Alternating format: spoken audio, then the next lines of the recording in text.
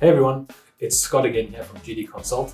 Thank you so much for the overwhelming response we've had to our Series 1 of productivity tips and tricks for Office 365.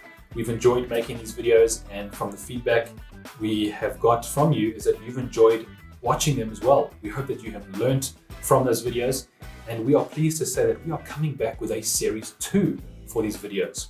So in the videos, what we're going to be covering for this new series is OneNote, how to use OneNote with a new desktop application that has been released from Microsoft, how we can record audio with it, and how to be more in tune with our meetings and make sure we don't forget anything. Next, we'll jump into Microsoft Teams, the buzzword at the moment, and we'll be going through some great functionality in Teams, such as meetings and how to work with your files in Teams to get the real collaboration features out of Office 365.